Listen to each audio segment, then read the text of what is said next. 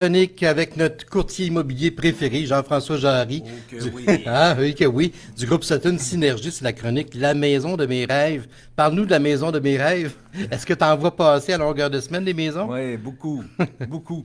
Puis, tu vois, ce qu'on entend beaucoup parler aussi dans les nouvelles en ce moment, c'est le fait que les gens ils renoncent à faire l'inspection en bâtiment. Chose à ne pas faire. On peut se mettre en difficulté pour le futur. Ouais, parle-moi de ça un peu, là, les Ben, vices cachés et tout ça. en fait, c'est ça. C'est que il y en a même qui achètent sans garantie légale. Puis là, je veux essayer de démêler ça. C'est quoi la garantie légale? C'est que ça fait en sorte que tu peux pas avoir de recours en vice caché. OK. Qui vend ça habituellement sans garantie légale? Ben, c'est souvent les reprises de finances. Pourquoi? Parce que la banque, elle n'a pas habité la maison. Mhm. Ou on voit ça dans le cas de succession, parce que les enfants, ils n'ont pas habité la maison. Ouais. Mais là, il y a des gens qui se disent, moi, j'ai pas le goût d'avoir un appel dans 5 ans de mon acheteur qui a découvert telle problématique. Fait que, il en profite dans le marché actuel pour mettre vente sans garantie légale. Puis OK. comme le marché il est fou, il y en a beaucoup qui, c'est pas grave, on achète quand même. On passe par-dessus, Oui. let's go, on y va. Mais c'est quoi un recours en vice caché? Puis là, c'est super important cette notion-là parce que j'entends souvent, moi, des acheteurs dire, Jean-François, il savait, le gars, il l'a caché, on a démonté le mur, on a vu que ça avait été patché, Mhm. il a voulu cacher ça, c'est un vice caché. Et un vice caché, c'est pas ça. Un vice caché, c'est quelque chose qui est pas connu de l'acheteur, puis qui est pas connu du vendeur au OK. moment de faire la OK. transaction. Donc, le vendeur tombe des nues en sachant que, oups, gadon, il y a tel problème sur ma maison. Exact. Exemple, un acheteur commence à faire des rénaux, défait un mur, s'aperçoit qu'il y a des fourmis charpentières. OK. Exemple. Mais là, c'est sûr que c'est un vice que lui, il ne savait pas quand il a acheté, puis que le vendeur, probablement, ne savait pas non plus. Mais il arrive quoi dans ce temps-là? Si le vendeur ne savait pas, est-ce qu'il est tenu responsable pareil? Bien, imagine si tu as acheté sans garantie légale, tu n'as pas de recours Non, pour c'est cette ça. situation-là. Ouais.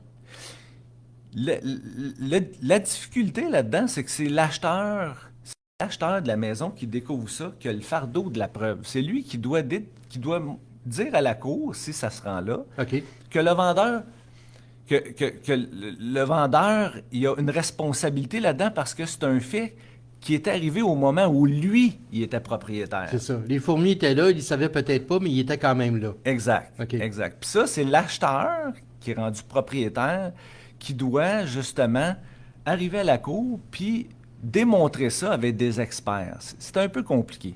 C'est un peu compliqué, puis Ouais. ça coûte cher, j'imagine? Puis ça coûte cher. Ouais, c'est ça. Alors, la meilleure chose à faire, puis là, je veux faire un petit exemple, toujours avec mes fourmis, là. Oui.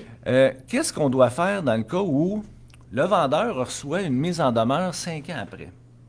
Qu'est-ce qu'on fait avec ça? Mhm. Puis le problème, c'est qu'il faut toujours penser à la situation la pire. C'est quoi la situation la pire? C'est qu'on se rende en cours avec ce litige-là. Ouais, ouais, que ça traîne. Exactement. Donc, les étapes sont hyper importantes. Les étapes, c'est à partir du moment où l'acheteur a envoyé un avis au vendeur, il doit absolument aller voir, constater les faits par lui-même. Il doit prendre des photos, documenter ça. Il doit même regarder pour... Souvent, l'acheteur fait faire des devis. Il peut même en faire un, lui aussi, un devis, pour savoir ça représente quoi comme coût. Parce que souvent, là, Ouais. c'est bien mieux de s'entendre à l'amiable Ben, que se rendre en cours. c'est ça, je t'ai pour dire, ça coûte moins cher. J'imagine que celui qui vendait la maison va dire à l'acheteur, regarde, combien ça coûte là, que tu te débarrasses des fourmis, je vais t'en payer la moitié, puis la titre d'azar. Exact. Bon. Exact. Puis, qu'est-ce qui arrive si c'est une situation où tu as acheté sans garantie légale, tu n'as pas de recours en vice caché, Mhm. mais que tu découvres dans ta maison, pour reprendre mon exemple tantôt, qu'il y a une situation qui a été volontairement cachée. OK. Comment ça s'appelle ça? Ça s'appelle un dol. OK. Et ça, tu as des recours contre un dol. Quand ça a été volontairement caché, même si c'est vendu sans garantie légale. Aïe, aïe, aïe, OK. Oui. Fait que c'est pour ça que moi, nous, ce qu'on fait toujours au bureau quand je reçois ce genre d'appel-là, parce que nous, on reste les courtiers à vie, hein. Moi, j'ai des clients qui m'appellent, le 5 ans, il y a une situation qui arrive, ils m'appellent, puis on prend ça en charge, là. Ah oui, ah oui, Non, oui, OK. tout à fait. Puis on a un avocat au bureau. La première rencontre est toujours gratuite. Puis lui, il explique les étapes.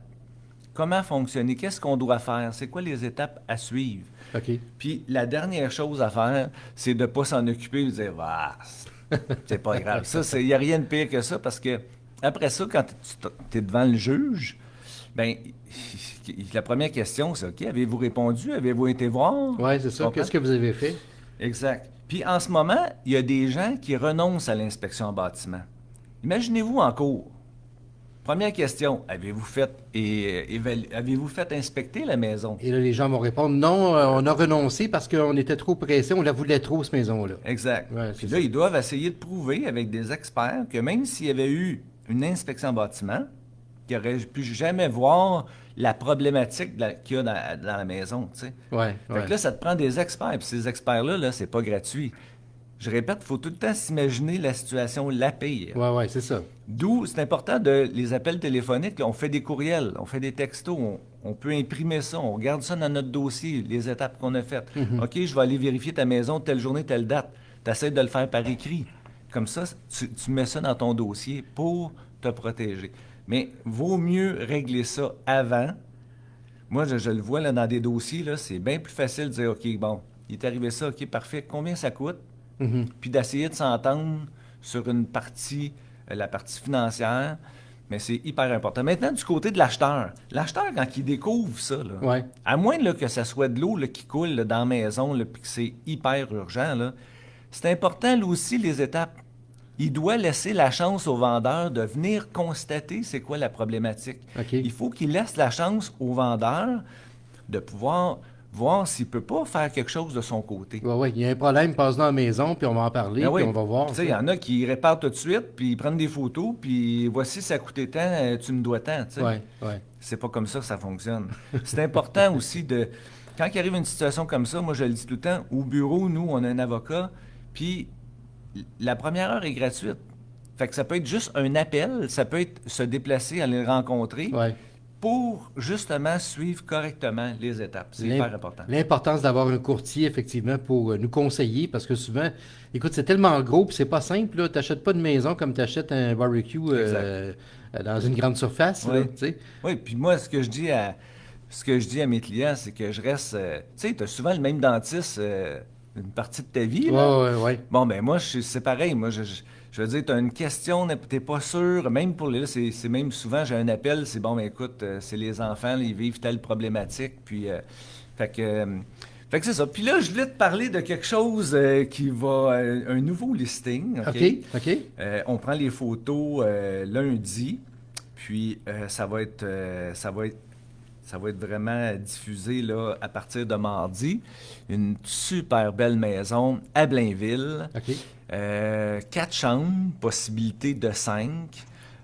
2 salles de bain, une salle d'eau, garage, beau setup dans la cour avec piscine, spa, etc. Quand même, c'est grand. Belle maison. Puis un prix quand même, prix de départ va être à 4,99. Manquez pas ça, là, ça va être lancé en début de semaine. Ben écoute, on va surveiller ça attentivement. Si on veut des conseils ou si on veut te rejoindre ou si on veut vendre ou acheter une maison. Ben oui, appelez-moi, c'est 514-562-2757 ou par courriel Jean-François Jarry. Vous pouvez aller sur mon site jean-françoisjarry.com. Puis la semaine prochaine, on va parler de quelque chose. On a un nouveau formulaire, nous, parce que il y a beaucoup de gens qui ont de l'oc ferreuse, de la miouf, de la vermiculite. OK. Et c'est un formulaire où toutes les clauses sont déjà où on peut cocher, puis ça laisse le temps pour faire tous les tests.